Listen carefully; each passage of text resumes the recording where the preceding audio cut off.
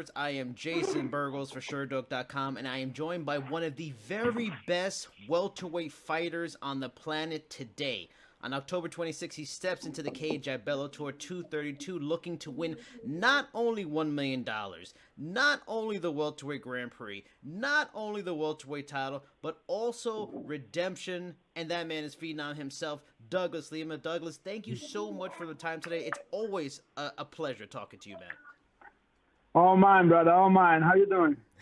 I'm great. I'm great. Now, I'll jump right into it. Simply put, is this fight the biggest moment of your career and your life? And does it feel like there's a weight, or are you a guy that those kind of things really you don't factor in to put too much on it, that you add that pressure? What do you? Is it pressure? Is it not?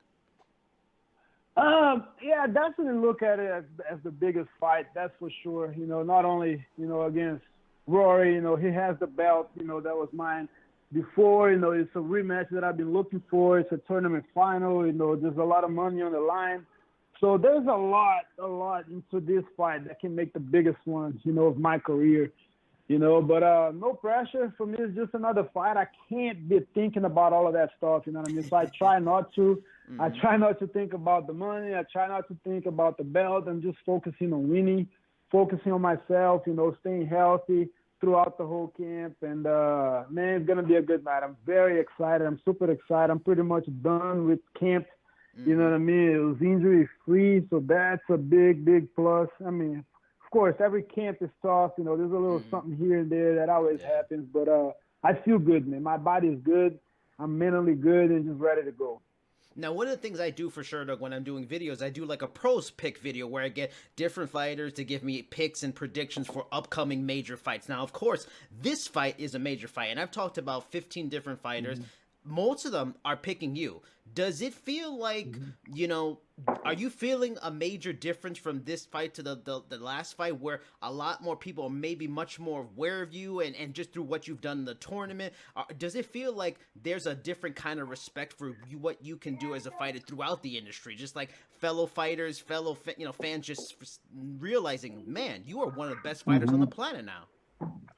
Yeah, I feel that, man. I feel that, and it's actually a great feeling. I've been getting a lot of respect, a lot of love from people, from the fighters itself, like you said, and it feels good. I think people, really there was a lot more eyes in this tournament, in this Grand Prix, and I think a lot of guys that never watched me before maybe watched it.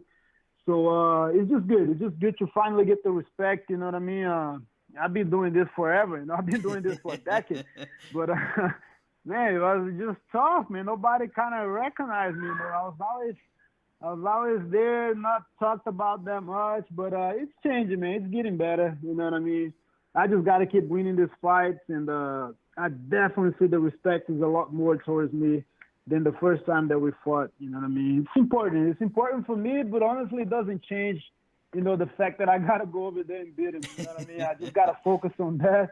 Yeah. Focus on the fight, forget everything else, don't put any pressure on myself, just go and perform, but it definitely feels good, man. I'm very thankful for all of the love that people are showing. And you said you've been in the sport for 10 years, and it's crazy that, I mean, and I could tell too, as a journalist, as just a fan of sport, much more people are recognizing you, and it's long overdue. Did you feel like there was a certain moment where it kind of changed, like a shift change in the respect? Was it the first Rory fight? Was it beating Koreshkov, which was a big win? Was it midway through the tournament? Was there a moment where you're like, damn, finally, they finally noticing? I think it definitely started after the first Rory fight, you know what I mean? Because, everybody considered him the best, the best welterweight on the planet. Even though he could come out of the UFC with the 2 losses, he was still the one that held a big win over Tyron Woodley, because at the time he was the UFC champion. So, and after our fight, I definitely saw that the respect grew a little more. It grew even more after the Koreshkov fight, because I kind of dominated him the whole fight. I got the finish in the 5th round, and definitely after the MVP fight. MVP was a guy that had a lot of eyes on him. A lot of fighters, fans. There was a lot of eyes on him, and just the way I finished that fight, that really, what I mean, that really grew. My platform and the respect that I got from everybody, that really grew after that fight. Now, one of the things I like about this fight particular, and I was at the Bridgeport event where you guys were at the media afterwards, the post fight stuff like that. You guys talked, and it's an obvious respect between you two. Like there's a general admiration. Talk to me about why you have the respect for Rory MacDonald, the fighter, and the person going into this fight. Yeah, man. So like for me, I think that's the way to go, man. I really dislike all that crap talking about fighters and stuff like that. And what is there to talk bad about Rory? You know, he's been fighting forever. He's been fighting top competitors his whole career. You know, the guy has a family. He's doing everything right, man. So man, why am I gonna make up lies about the guy? From what I've seen, all I have to do is respect him. You know, I got a chance to fight him. You know, it's just important for me, man, to get, fight tough guys like that, guys that's been, around this game forever. And man, it's gonna be a good fight. You know, it's a fight that fans want to see. It's the style that people want to see, and I just can't wait, man. I don't have to say anything bad about the guy, man. I'm just really respect him, and I'm really looking forward to competing against him one more time. And what's great about it is this is kind of like a flip side in that this is the welterweight title, one of the biggest fights of the year, and then the UFC's welterweight title is going to be up for grabs soon with Kamaru Usman and Colby Covington, and we all know the ugliness and the trash talk of that fight. Do you almost feel like a responsibility in this fight to just carry yourself and showcase that this, you can fight at the highest levels for the titles and it doesn't need trash talk, and you could be respectful, you could have honor, you could be professionals? Do you feel like a part of that in going into this fight, you want to represent the best of MMA, you and Rory together? Yeah, I would like so. You know what I mean? I would like to have that, that feeling for sure. But as far as smack talking, I think if it's real, okay, I'm good with it. If they really dislike each other, if there's some beef in there, then, I can watch that. I can go with it. It's okay. I just don't like when people just force it too much. They just they say something that just doesn't, it just doesn't make sense. You know what I mean? That's what kills me. But I like the way that I'm doing it. I like the respectful way. We go there, we kill it in the cage, we beat each other up real good, hug each other after, and, that's it, man. That's the way it's got to go.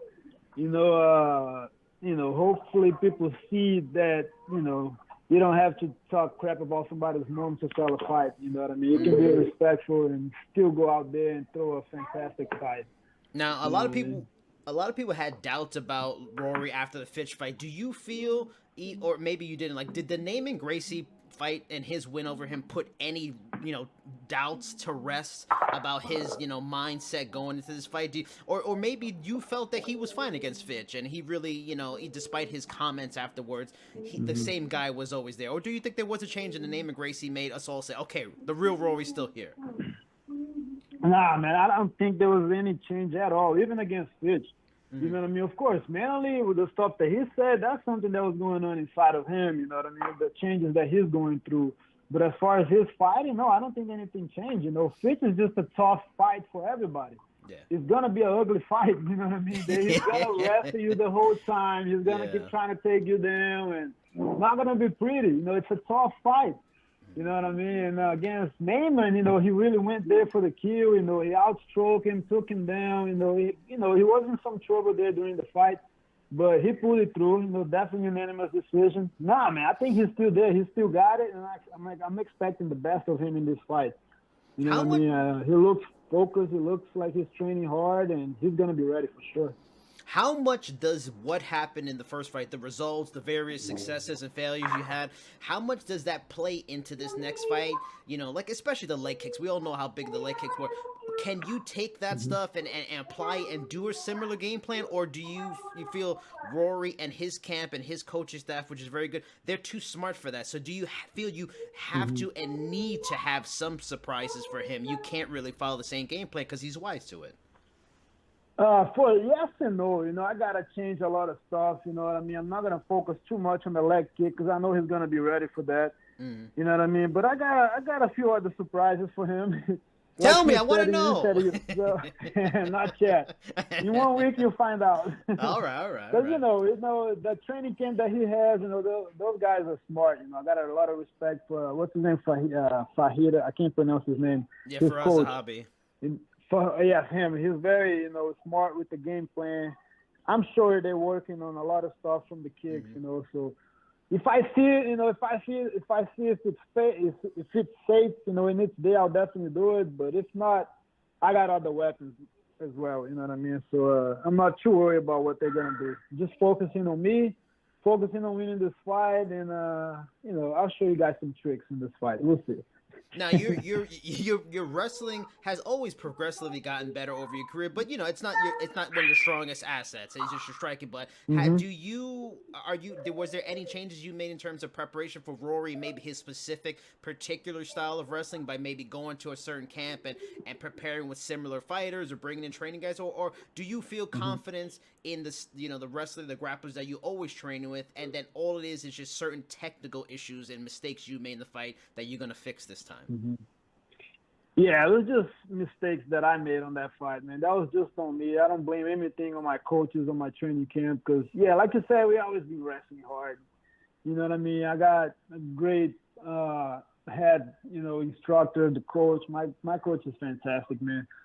Of course, we always go different places, try out new things. I was trying to add stuff to our game.